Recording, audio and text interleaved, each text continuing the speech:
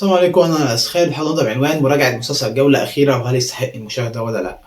طبعًا يا جماعة المسلسل ما نزلش منه غير 5 حلقات، أنا أعتقد المسلسل هيبقى مكون من 10 حلقات إن لم تخنّي الذاكرة، فلغاية دلوقتي هو الحكم شبه مبدئي، يعني وارد جدًا إن المسلسل يبوظ في الآخر زي ما حصل في مسلسلات كتير، ولو إني ما أعتقدش صراحة. جملة كل حلقة الاختلاف في الرأي لا يفسد للوِد قضية، ممكن مسلسل يعجبك ما يعجبنيش، ممكن مسلسل يعجبني ما يعجبكش، ده شيء طبيعي يا جماعة، ونخش الحلقة على طول.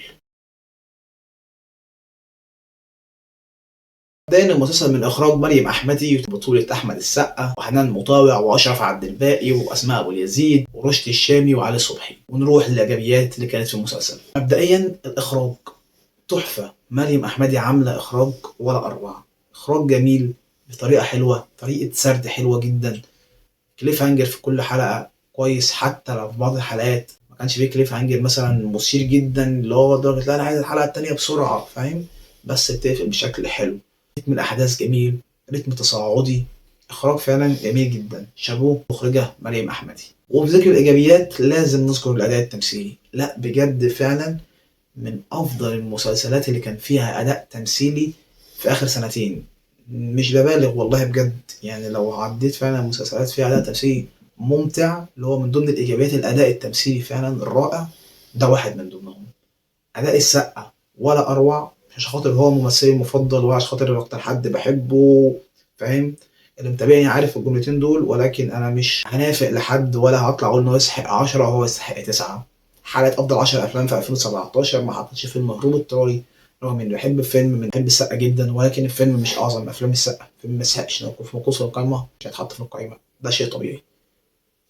أداء السقا هنا رائع، من أحلى أداءاته بدون مبالغة، بدون مبالغة فعلًا مش أفورة والله، ولكن يفكّرك بأداء السقا قبل 2010، جزيرة 2007، إبراهيم الأبيض 2009، تيتو 2004، الأداءات دي فعلًا لقيتها موجودة للسقا، وعارف يوصّل لك فعلًا المشاعر بطريقة تحفة، يعني الراجل ما بيتكلمش رياكشنه خلاص يعني فاهم، مش محتاج إن هو يعمل أي حاجة، هو غالبًا قال كل حاجة بالرياكشن يعني فاهم، قال كل حاجة فاهم بتعبير وِش، ما نطقش، ما فاهم ما فيش ب2 جنيه مثلًا غضب، زعيق، مشهد مثلًا متضايق مثلًا مش عارف إيه، مشهد مثلًا مبسوط، موصّل لك كسرته، موصّل لك حزنه، الراجل معنى كلمة شُفت أنت الحد لمّا يكون كئيب مثلًا تعرفه، مش كئيب مثلًا إن هو متضايق، لأ كئيب فعلًا، هو فعلًا منطفي، هو فعلًا فاقد للشغف، هو فعلًا بيحاول يسعد نفسه، هو فعلًا بيقاوح، هو فعلًا متدمر من جوّه، حسيته فعلًا في رياكشنات السقا. بذكر الأداء التمثيلي، لابد في كل عمل هيعمله الراجل ده نذكر الأداء التمثيلي، من أفضل الممثلين الموجودين في مصر دلوقتي بدون مبالغة. رشدي الشامي رغم العظمه بتاعت السقه دي كلها وعامل دور من احلى ادواره وكاداء تمثيلي بلا شك من افضل 5 اداءات تمثيليه للسقه ان لم يكن ضمن افضل 3، ولكن رشدي الشامي في المسلسل ده هو يكاد يكون اعلى من السقه كمان، انت متخيل اللي هو عمال فاهم السقه 1 2 3 4 5 6، رشدي الشامي يمكن اعلى او في نفس المستوى.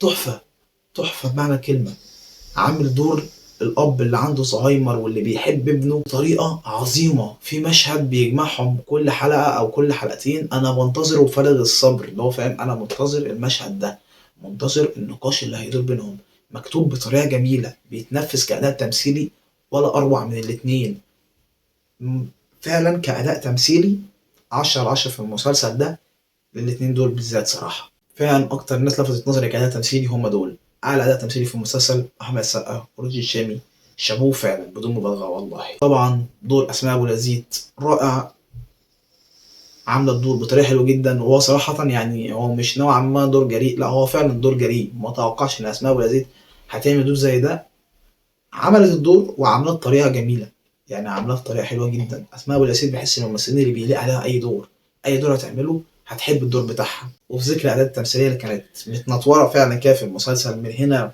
رائع، من هنا عظيم، من هنا تحفة، من هنا حلو جدا، الرائع أشرف عبد الباقي في دور يكاد يكون هو أحلى دور شفته له، أداء تمثيلي جميل جدا.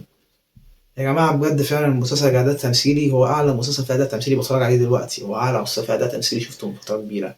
في ذكر الإيجابيات لازم فعلا نذكر الإيجابية دي، الموسيقى وجمال الموسيقى، وروعة الموسيقى ومدى تأثير الموسيقى التصويرية على أي عمل فني.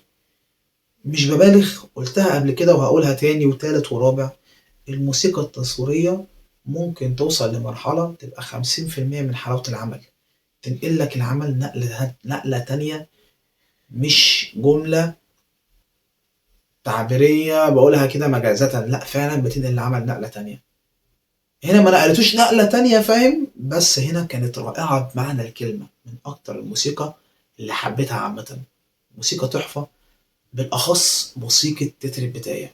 موسيقى الأستاذ نفسه جميلة جدا، ولكن تتر البداية ده كوم تاني. الأغنية أساسا في تتر البداية تحفة، تتر النهاية الأغنية تبقى كاملة حاجة عظيمة. لو أنا محملها كل شوية عمال أسمع فيها، ممتعة بمعنى الكلمة. الكلام اللي فيها فعلا مش ليه علاقة بالمسلسل، هو المسلسل بطريقة حلوة. أساسا التتر المفروض إن هو على قد ما يقدر بيحاول يوصف المسلسل، هنا مش وصفه، وهنا طلع أكتر من اللي في المسلسل. بحس إن التتر الكلام اللي فيه أعلى من المسلسل. رائع بمعنى الكلمة. تتر بداية جميل، أغنية جميلة بكلمات رائعة، موسيقى جميلة بتصوير ومشاهد بتتحط في تتر البداية كانت جميلة جدا. إخراج جميل جدا يا جماعة صراحة. يا جماعة المخرجة ندى أحمدي يعني شابوه، ما عنديش جملة غير كده. يا رب يا رباب يا رب يا رباب المسلسل يكمل كده بنفس النمط. لو كمل بنفس النمط بلا شك واحد من أقوى المسلسلات، بلا شك واحد من أفضل المسلسلات في 2024، ويبقى ليه مركز إن كمل بنفس النمط وقفل حلو أو قفل عادي. عشان الواحد يوصل لمرحلة اللي هو مش بيخاف، بقى مرعوب. اللي هو المسلسل حلو ده بيقلق أكتر. المسلسل لو عادي تمام فاهم، لو قلش قشطة، لكن ما تعشمنيش بالبلدي. وصالح حلقة انت ايه رايك في المسلسل؟ شايف ان المسلسل ماشي حلو ولا ماشي عادي ولا حتى ماشي سيء؟ ايه رايك في التعليقات؟ لا غير حتى لايك ولا اشتراك، وسلام.